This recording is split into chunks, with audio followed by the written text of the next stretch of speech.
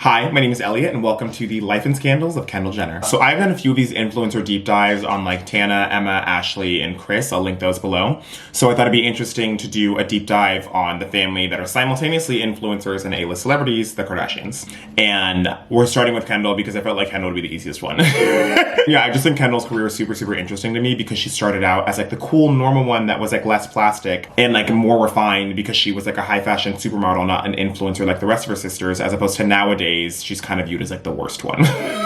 And yeah, with that, let's hop right into it. Kendall was born Kendall Nicole Jenner on November 3rd, 1995. Her middle name is Nicole after Nicole Brown Simpson, which is Kris Jenner's late best friend, who was allegedly murdered by her ex-husband, O.J. Simpson. I'm sure y'all know about it. The O.J. Simpson trial was a huge trial in the 90s and actually was like the precursor to reality television. And actually that was what brought the Kardashian name into the limelight at first, because one of the lead attorneys on O.J.'s side was Robert Kardashian and Nicole was one of Kris's best friends, so it really kind of split apart the Kardashian family. And while Kris was attending those trial hearings with Bruce, she was pregnant with Kendall. So yeah, for the first 12 years of Kendall's life, it was not the most normal. I feel like they try and pin themselves just like a regular upper middle class family, but no, even in like the first 10 years of Kendall's life, she was going to like red carpet premieres. As we all know, stuff started really popping off when Keeping Up with the Kardashians premiered in 2007.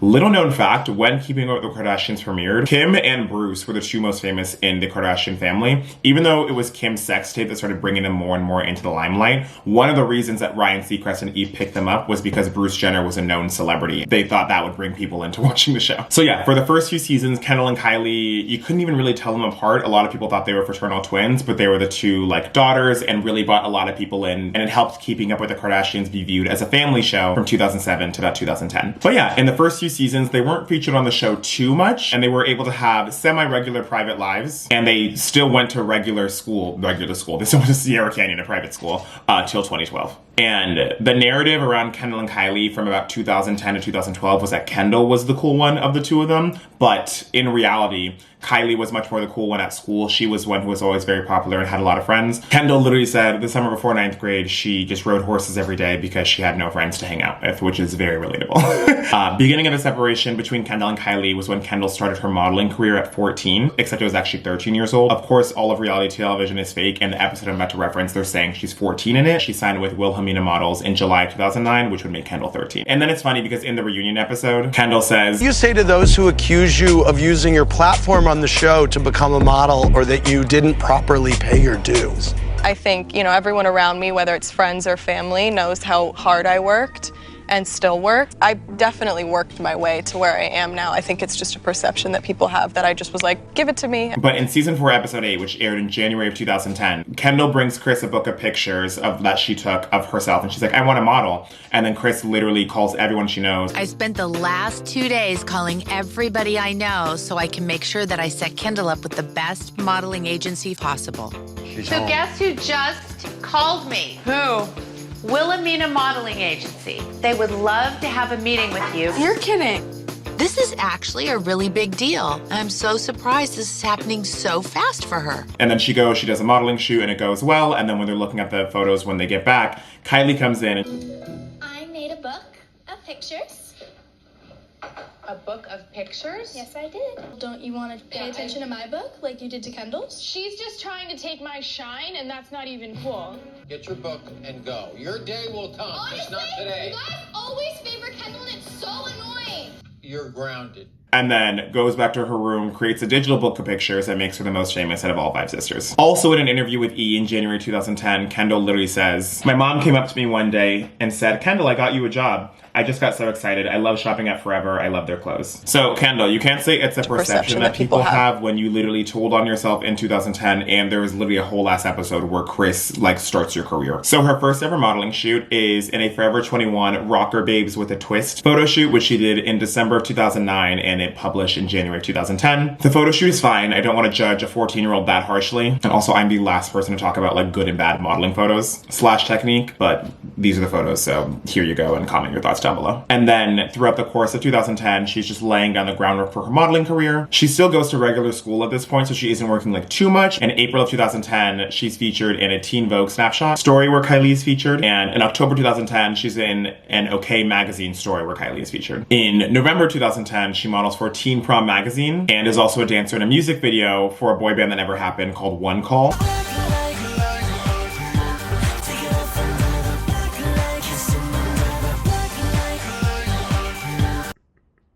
That is the most 2010 shit I've ever seen in my entire life. And the beginning of 2011, she's still doing more prom photo shoots for Sherry Hill with Kylie. In April 2011, Kendall and Kylie are named style stars and style ambassadors for 17 magazine. So they were featured in multiple issues, and this was one of Kendall's first recurring print modeling gigs. They also did like style guides and Q&As for 17. In June of 2011, in an episode of Keeping Up with Kardashians, Kim flies Kendall out to New York City to do a modeling shoot, and Bruce even asks, "Wait, Kim, why aren't you doing the modeling shoot?" And Kim clocks it correctly and says, I model because I'm more like a personality. She's like a real model.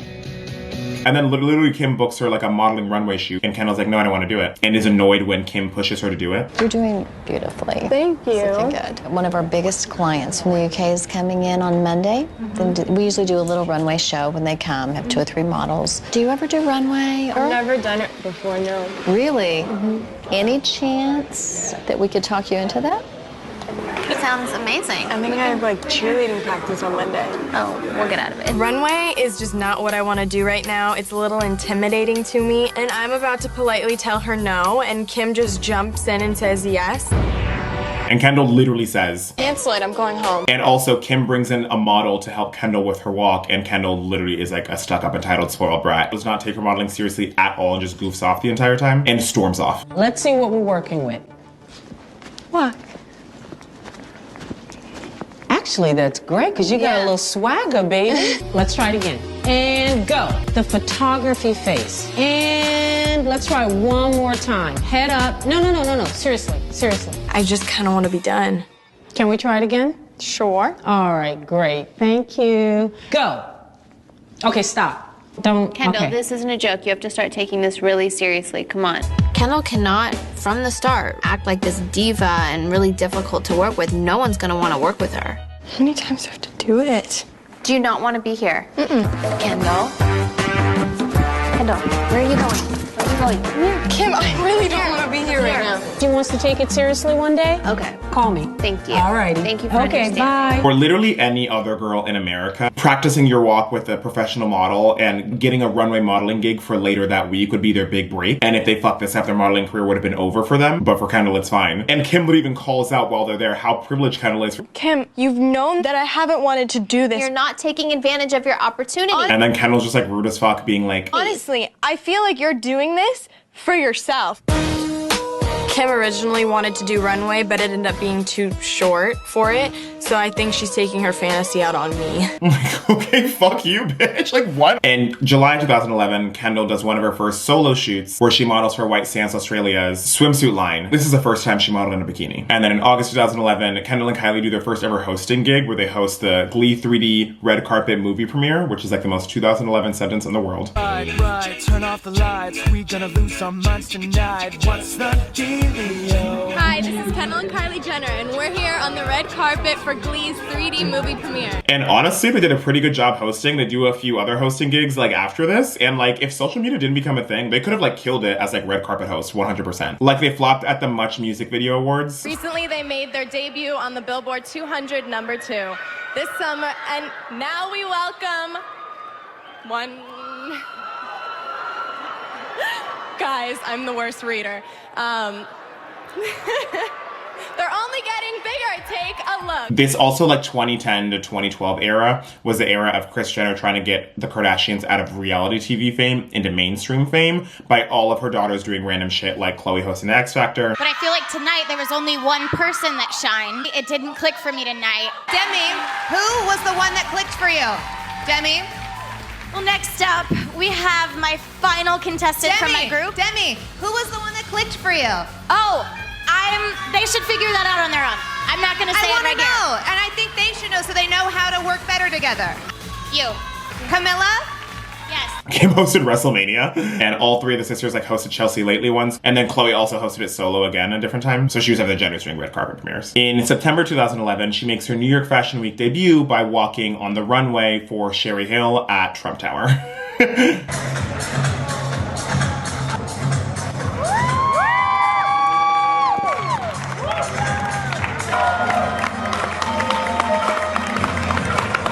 And then her walking the runway at New York Fashion Week solo without Kylie is the beginning of her being on the track to be taken seriously as a model. Like, obviously not at high fashion yet, but it's starting to separate herself from like the 17, Forever 21 clean girl aesthetic. Also at the same time, Kendall downloads Instagram for the first time, and that really shows how the Kardashian-Jenners were just in the right place at the right time, and that's a big part of the reason they became so famous. As Kendall started getting more and more Instagram followers, and Instagram started being taken more and more seriously by like modeling and high fashion, that started helping her get more and more jobs. At the end of 2011, she turned 16, and her Sweet 16 episode is actually very important for a lot of reasons. In this episode, it's laying down the groundwork for why people start liking Kylie instead of Kendall in the later years. Like, Kendall is so mean to Kylie. I have to make a phone call. I'll be right back. Okay. Like, Kendall's reaction was so rude. And actually the phone call that Kylie is making is she's calling Kris because she wants to like do a little surprise for Kendall at her birthday. At the beginning of the Sweet 16 episode, she takes her driver's test and fails it and throws like the biggest tantrum on the face of the planet. I'm not gonna be able to pass you today. We gotta get you to school. I'm not going to school. No, Dad. I just want the lady to pass me. My dad just doesn't get it. He has no idea what I'm going through. And I'm just like, boo-boo, you are 16. You cannot be sobbing because you failed your driver's test. Like, come on, girl. Anyways, throughout the show, Kendall is rude to Kylie a lot. You literally are on your phone. Like, you go to the airport at 4 a.m. and you're on your phone. Why? Isn't that a waste of your life? I think so. Like, the moment that I know I cannot be on my phone makes me so happy. Like, earlier today, I had to sign, like, all these bottles. Hold on a second. I'm just kidding. I don't know, maybe it's just like my trauma, but like as someone who had like a super mean older sister growing up, seeing Kendall being rude to Kylie would not make me think she's like the cool, nice one, you know? So it's not surprising to me that Kylie eventually became the cool one. And it's funny because in the Hulu show, she addresses that there's a rumor that she's a mean girl. From what you get on the show, Kendall is like the rudest one. Not even just to Kylie, like also to like her mom. I'm excited for like regular fashion week. You're going to Fashion Week? Yeah.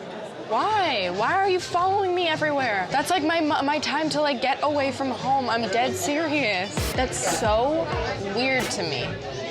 I'm dead serious. That's so annoying.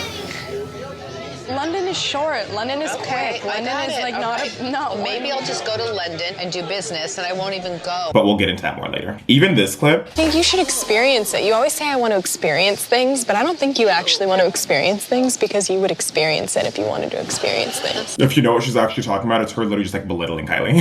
Okay, anyways, back to Kendall's career. So as we move into 2012, this is the first year where the Kardashians are starting to move out of reality TV fame and like just starting to move into mega fame. Kendall and Kylie are working more and more with 17 magazine. They're hosting a lot of mall fashion shows and meet and greets, and they're closing down malls because of how many girls want to see them. And in March of 2012, Kendall and Kylie get their first Teen Vogue cover. Also this month, they host the Hunger Games premiere. Last word in the Hunger Games book, end. I know the last was the end. It's go. You guys are wrong. It's end. Every book ends in the end. Everybody knows that. You guys obviously don't read a lot of books. Why would a book end and go? So yeah, I'm literally not lying when I say they could have had amazing careers as hosts. I feel like hosting the Hunger Games premiere is like starting to really like get up there and like hosting gigs, you know? And then also in 2012, Kendall really starts separating herself from Kylie and is gracing the covers of magazines like Gen Lux, American Cheerleader, and Teen Prom. It seems like Kris is also doing the same thing to Kendall that she did to Kim like 5 to 10 years prior. In the 2000s, Kim would show up to like any red carpet event or anywhere where there was paparazzi just to be seen. She's a personality. Kendall, to be taken seriously as a model, is just gracing the cover of like any magazine that Kris can get her hands on. And don't hate the player, hate the game. We all start somewhere. Kendall just had like a massive head start that the race is unfair to like any other girl besides like Gigi and Bella Hadid. In June of 2012, Kendall and Kylie both leave their high school because they can't handle all their work obligations and high school and switch to online school, which makes sense. I guarantee Kendall and Kylie would not have reached the mega fame that they're at if they stayed in high school. In September 2012, she and Kylie walk the Sherry Hill fashion show. In November 2012, she had a small guest role on Hawaii 5-0. What's the special occasion?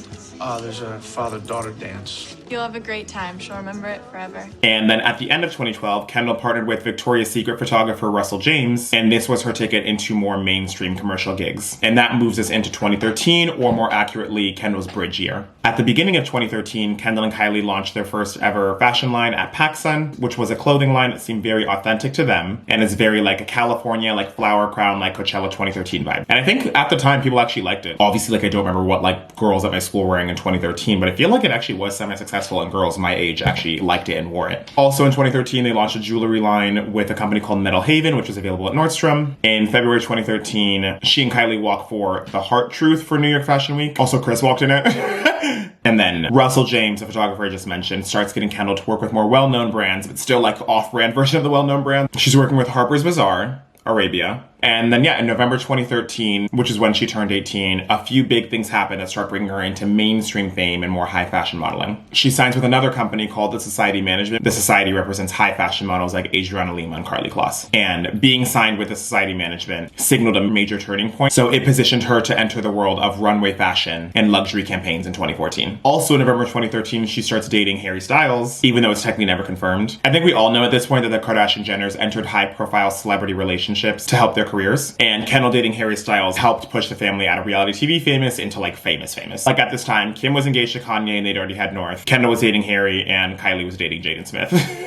If 2013 was Kendall's bridge year, 2014 was Kendall's breakout year. So at the beginning of the year, she moves out of Calabasas suburbia in Chris and Bruce's house into the LA city proper. She moves into an apartment in Westwood, which is right next to UCLA, but in like Los Angeles. She and Kylie also get on the cover of Marie Claire Mexico. And then her agent, who is Marc Jacobs' good friend and collaborator, gets her a meeting with the editor-in-chief of Love magazine, Katie Grand, and they end up having a few meetings. She then posts a photo of her and Katie at the beginning of February 2014, and people are like, wait, what the fuck? Why is Kendall talking to Katie Grand? And then a few days later, Kendall makes her high fashion runway debut, walking at the Marc Jacobs show at New York Fashion Week. Not gonna lie, I don't really think she's serving at all. Like, this walk is like, her model face is also just like not like doing it for me. I'm not saying she looks ugly, obviously. I'm just like, I don't think this is like a great model look, but like, who am I to judge? But people in high fashion seem to like it at least. There was a rumor at this time that Kanye got Kendall to work with Marc Jacobs because he had connections, but it wasn't that. It was Kendall already having some connections, a higher quality agent from the Society, and Katie Grand wanting to push Kendall. Katie Grand said, "When we are casting at Marc Jacobs, I always try and throw in a couple of unexpected models. Last season it was Sky Ferreira, so when Kendall Jenner's agent Christopher Michael called me and asked me to meet Kendall, I was intrigued." Katie Grand again spoke very highly of both Kim and Kendall later in another interview, saying, "I had dinner with Kim Kardashian right before the wedding, and her and Kendall are quite similar.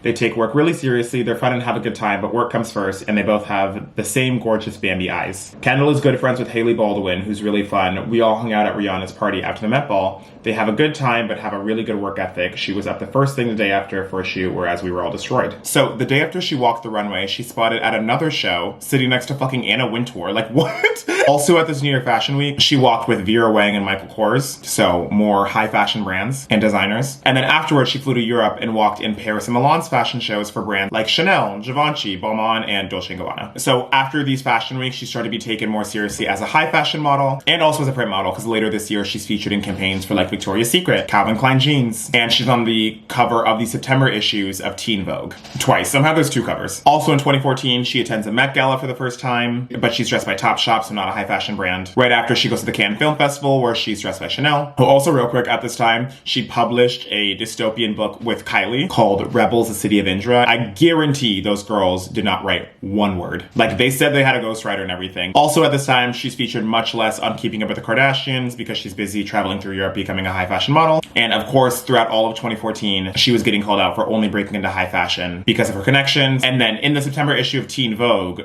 explained why that wasn't fully the case. A lesser known designer might be afraid, for example, that someone like Kendall could steal her show. Even an established name might worry that sending her down the runway amid a parade of relatively anonymous faces would lead her to pulling focus. People didn't want to take a chance on me, I think because I was sort of known. They were a little on the fence about it. Some people might think that what I've done before made it easier for me to get jobs, but it was actually a disadvantage. I had to work even harder. She said this again in a 2016 Keeping Up with the Kardashians episode when she got in a fight with Caitlyn, who wanted to come to Kendall's first ever fashion show because, like, that's her daughter. But Kendall didn't want her to come.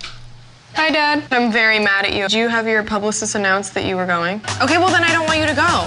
A lot of people assume that I get jobs from my family, but it's actually kind of the opposite. It made me have to work even harder to get what I wanted. So I get scared that if my dad goes, that's kind of a media frenzy. And she said the same thing in the reunion episode. I had a platform that almost made my job a little bit harder because people didn't want to hire me because I was on a reality TV show. She was also on the cover of Love magazine in 2014 due to her relationship with editor-in-chief Katie Grand. And she ended the year with a stronger association with Victoria's Secret, even though she didn't walk in the fashion show, showing up at their events. She ran a campaign with Estee Lauder, leading to her becoming the global ambassador of Estee Lauder in 2015. So if 2014 was her breakout year, 2015 was her attempting to make a name for herself year. She walked in every major fashion week, London, New York City, Paris, Milan, in both September and February, for multiple high fashion brands like Oscar de la Renta, Diane von Furstenberg, Alexander Wang, Dolce & Gabbana, and Chanel. Or is it Alexander Wang? She closed the Chanel Haute Couture fashion show in the fall and winter of 2015, which is a very big honor for any model to do. And she's also doing major brand campaigns at this time for like Estee Lauder, which I already mentioned, Harper's Bazaar, and there's no country this time, just Harper's Bazaar, Vogue China, and GQ US. She also at this time became one of the most followed models on Instagram, and this is when high fashion entered its Instagirl model era, basically wanting to showcase models with really high Instagram follower counts like Kendall Jenner, Gigi Hadid, Bella Hadid, and Cara Delevingne. So Instagirl era just means Nepo Baby era because even Cara Delevingne is from a super wealthy family. And it's really fun because the supermodel era of the early 90s was littered with people who came from nothing and were extremely intelligent and talented. Like Cindy Crawford was the valedictorian of her high school and got a full ride to Northwestern and dropped out to become a model. Brooke Shields, who suspended her modeling career to attend Princeton, to now in 2015, it's just a bunch of privileged white girls who have plastic surgery at the top.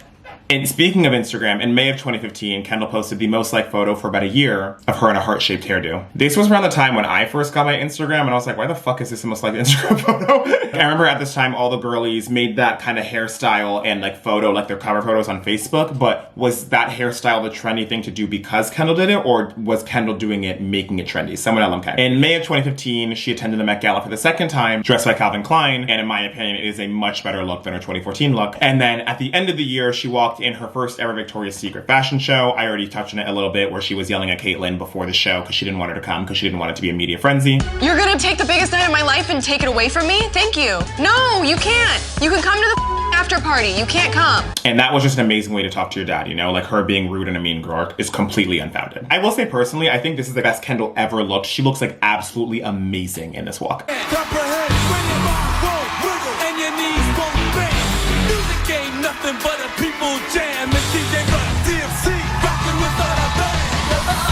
For that Victoria's Secret fashion show that she walked in, she did not go to traditional casting. That is privilege. Also, at this point, Kim was starting to be taken more seriously in the high fashion world. She was no longer a couch at the Met Gala. Now she's Kanye's wife and partnering with more high fashion brands as well. So I'm sure Kim being taken seriously helped Kendall, and Kendall being taken seriously helped Kim. Along with Kanye's presence giving both of them legitimacy, the Kardashians would not be as famous as they were if it weren't for Kim being married to Kanye. Also at this time, which is still pre-Pepsi, the narrative around Kendall was starting to become much more positive. While people were definitely still calling her out for being privileged, people were treating her and viewing her as like the different one. She was the less plastic and the one who was more refined because she was actually a high fashion model. She wasn't just an influencer. She had a real job. And then at the end of 2015, Forbes listed her as one of the highest paid supermodels of that year. She wasn't first, but like in the top 10. Also at the end of 2015, Kylie passed Kendall in Instagram followers. That was when Kylie became the cooler sister. So that brings us into 2016. So 2016 was Kendall's full transformation year into like a global supermodel. And in my opinion, the peak of Kendall's, and honestly, the rest of the Kardashians in general's career. So she's still walking all the same fashion shows like she did last year, along with a few new ones like Balmain, Fendi, and Versace. She's in major print ads for Fendi magazine and graces the covers of Vogue Japan, Harper's Bazaar, Allure, etc. Her Met Gala 2016 look is my favorite one of hers. She also starts dating A$AP Rocky around this point. She had her own cover on a special edition of Vogue US in April 2016 titled The Kendall Effect, which talked about her meteoric rise to stardom and how her 64 million Instagram followers helped her get her there. And those 64 million followers got Kendall onto the September issue of Vogue, which is the most coveted cover for any model, and has an article in that issue about how Kendall is the breakout model of her generation. She ends the year by walking in the Victoria's Secret fashion show for the second time, where she is praised for her improved confidence and presence.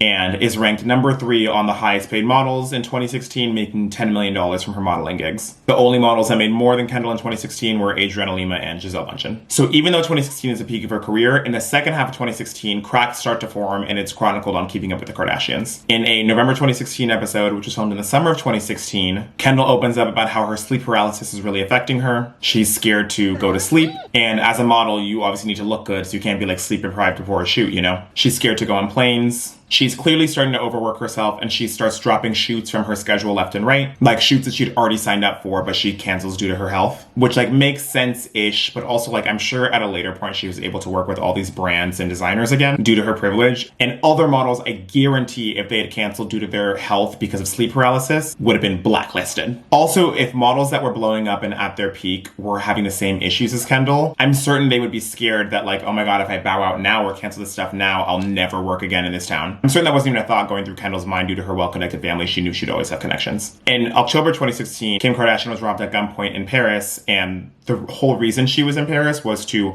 watch Kendall model for the first time. It was the first time Kendall had invited Kim to one of her runway shows because she didn't want her family there because it would become a media frenzy, as we talked about before. Kendall, of course, had nothing to do with the robbery, but I'm sure that was just like a dark cloud over that entire event and just like made shit worse for Kendall and obviously Kim and the rest of the family. So if 2016 was Kendall solidifying herself as a global supermodel, 2017 was the year of Kendall flopping.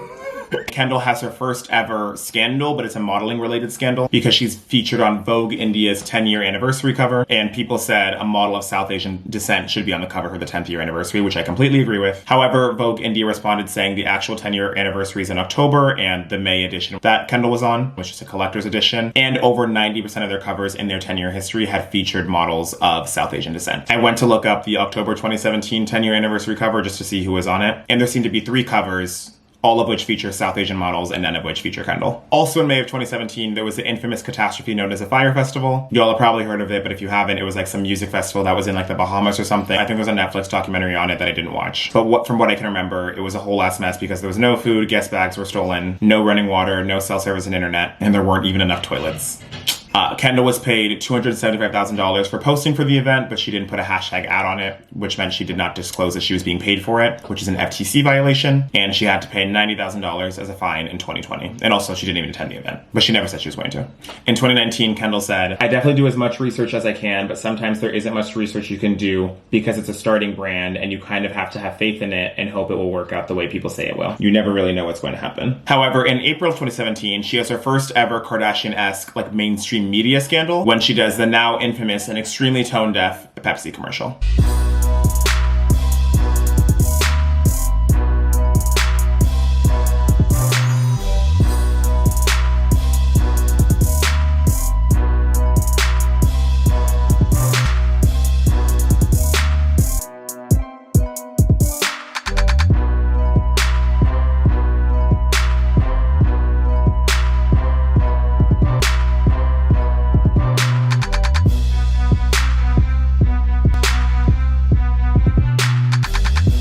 It takes a really bad commercial for both the left and the right to hate it, but Kendall united America on that. The right hated it because it was attempting to be too woke and like pander to the left, while the left thought it was extremely tone deaf that a multi-billion-dollar corporation like Pepsi would make a privileged white woman from a family of culture vultures as the face of the Black Lives Matter movement, where when she hands the Pepsi to the policeman and the crowd goes wild, it closely resembles a photo of a black woman named Aisha Evans getting arrested by policemen in riot gear for peacefully protesting the murder of black American male Alton Sterling in 2016. Kendall went silent on all of social media for a while and never really posted any sort of statement besides addressing it on her reality show 6 months later. "I would never purposely hurt someone ever, and I would obviously, if I knew that this was going to be the outcome, like I would have never done something like this, but you don't know when you're in the moment, and like it was almost like it was so, like I just felt so fucking stupid.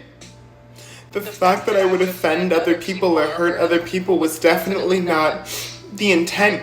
And that's what got me the most, is that I would have ever made anyone else upset." Also, why I say addressed and not apologize is because in this statement, she never apologizes. So she says, "The fact that I would offend other people or hurt other people was definitely not the intent." Like, people were like, "We have these problems with the ad." And Kendall's response was, "I didn't intentionally mean to hurt people." Like what? This permanently affected how she was viewed in the mainstream media, partially because she didn't address it till 6 months later, and gave one of the worst non-apologies in celebrity cancellation history. This honestly affects her still to this day. I still see like Kendall Jenner Pepsi memes every once in a while. I'd say in terms of like magnitude and global reach, this was the biggest Kardashian-Jenner scandal ever. I think even it eclipses the OG scandal of Kim's sex tape, because I feel like people have mostly forgotten about that at this point. Like even I was talking to my friend the other day, and she thought that Kim made the sex tape with Kanye, and that a lot of other people her age think that. I'm like, yeah, probably, unless you keep up or like just know celebrity culture from the 2000s. Do people nowadays like younger than 25 even know who Brandy or Ray J are? Genuinely. Comment down below if you know who Brandy or Ray J are.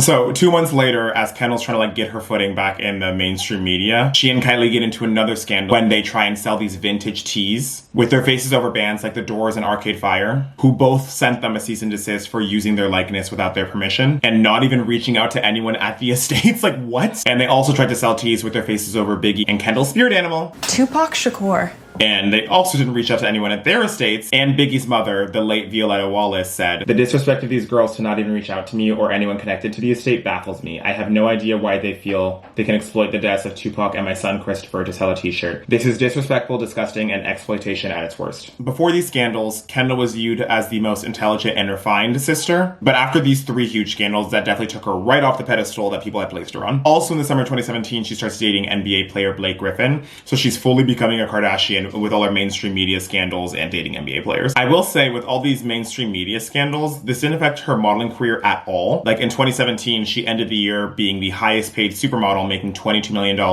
and ending Giselle's 14-year reign as the highest paid supermodel. And it's interesting that she was the highest paid supermodel when in 2017 was the first year that she started being much more selective about the shows that she booked due to her sleep paralysis. As we move into 2018, it's kind of more the same of 2017. She breaks up with Blake Griffin once he's traded to the Detroit Pistons and starts dating a different NBA player, Ben Simmons. But the most notable thing in 2018 is in an interview with her bestie Katie Grant's Love magazine, Kendall said, "Since the beginning, we've been super selective about what shows I would do. I was never one of those shows who would do like 30 shows a season or whatever the fuck those girls do. More power to them. But I had a million jobs. Not only catwalks, but everything else. The whole combination was very overwhelming and I started to freak out a little bit and needed to take a step back." This quote right here exemplifies her privilege, like, to the fullest extent. Like, literally, in 2017, she became the highest paid model, and in 2018, she's talking about how she didn't even do 30 shows a season. So she wasn't the highest paid model due to her doing a bunch of shows and really working hard. She was the highest paid model due to her social media following and being a celebrity. So she received a huge backlash from many models, like Naomi Campbell. Your views on Kendall Jenner being the highest paid model while saying she cherry picks her jobs and could never do 30 shows in a season. Next question. Iconic. Kendall responded on Twitter saying, "I was misrepresented in a recent interview over the weekend, and it's important to clarify the meaning. It was intended to be entirely complimentary, but unfortunately was taken out of context. I have the utmost respect for my peers, and I know that the countless number of shows some do during a season is only possible by the hard work and dedication. I'm inspired by so many of these people, by their passion, the tireless work, the hustle, and the dedication to fashion.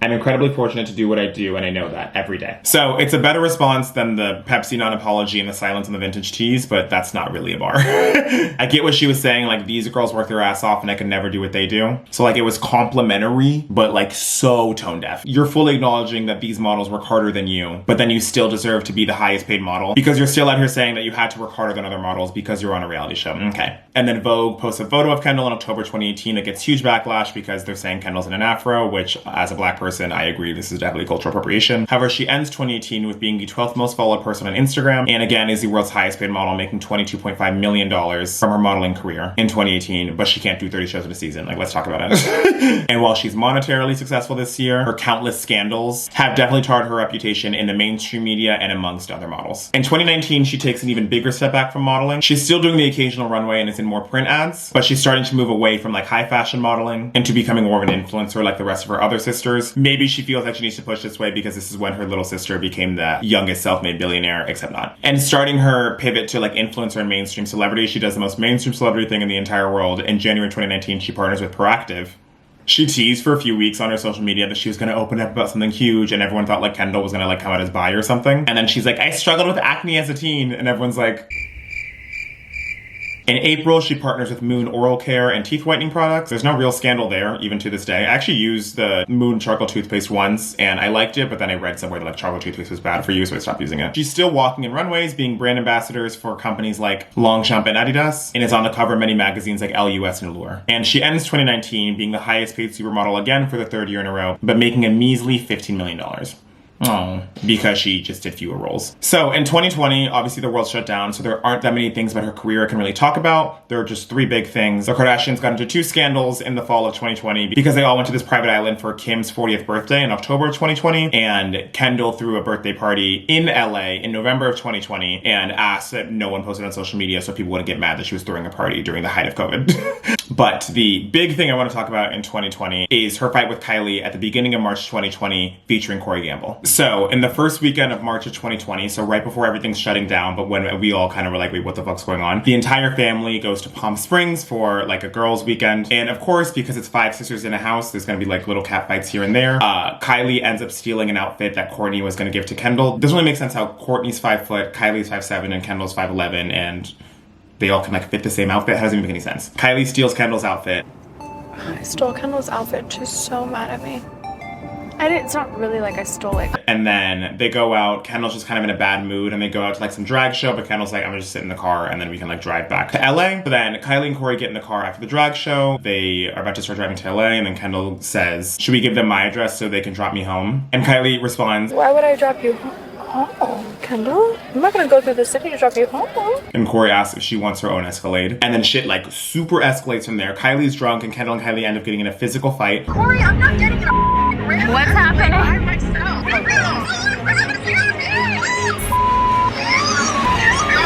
And then Kylie and Corey end up leaving Kendall Jenner outside at night in Palm Springs at a random gas station, which is like, what the fuck? Kendall gets in the Kardashian car. She explains what happened, how she's very, very upset. She has a lot of adrenaline. Tell us what happened. Corey on everything said, fuck you, and then turned around to the front of the do not answer, whoever that is. And then I said, fuck you, you're gonna say fuck you to me? Because that's when I started getting hysterical, because she was like, she said fuck you, I heard. I was in the whole, and I'm like, bro, I'm dead sober. I wouldn't make shit up. And then she smacked me, not hard, but she like smacked me something. So I came back at her and smacked her in the face. And then she took her heel and put it into my neck.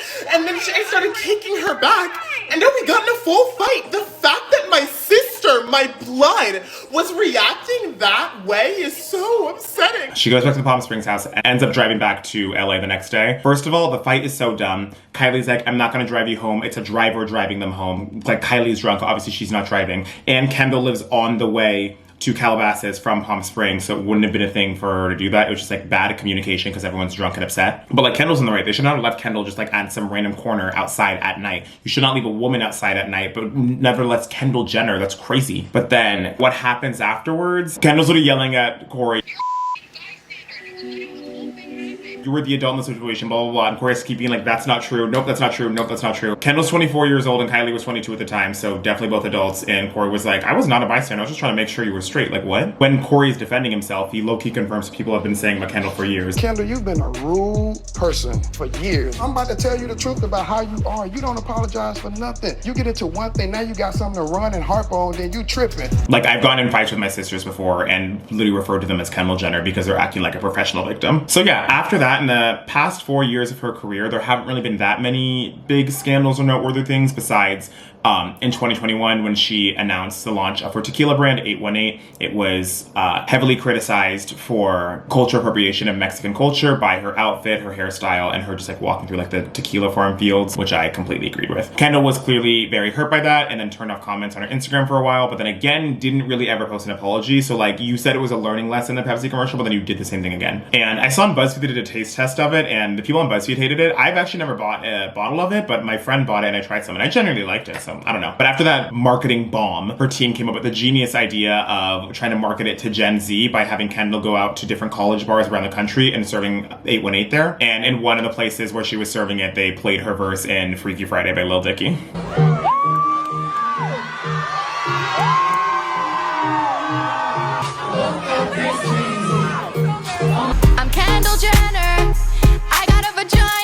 She had a bikini photo editing controversy where she took a photo or filmed a video of herself where it showed that she was much skinnier than she actually was when the real photos came out later. Again, she's fully becoming a Kardashian by getting in an unattainable beauty standards Photoshop scandal. And yeah, the last thing I have to say about Kendall's life is from 2022 to 2024, she dated Bad Bunny, which what the fuck was that like era a few years ago with all the Kardashians completely changing up their taste in men? Like Kendall dating Bad Bunny, Kim dating Pete Davidson, and Kylie dating Timothy, except Kylie and Timothy are still together, which blows my mind to this day. What the fuck? I guess Kylie's type is guys whose names start with the letter T. Kendall and Bad Bunny dated from 2022 to 2024. Isn't Bad Bunny like not even fluent in English? Like what do they talk about? What did they talk about? So yeah, to kind of wrap this up, my thoughts on Kendall's career overall. It's really interesting that at the reunion, she said that it's a perception that people have that like her reality show got her to supermodel stardom like that. I don't believe that it was just because of her name, she became the highest paid supermodel. I do believe that she had to work hard, like Katie Grant said, that she actually did take her work seriously. You could tell in the seasons of the Q and the Kardashians 2013 and 2016 that she was taking it very seriously. But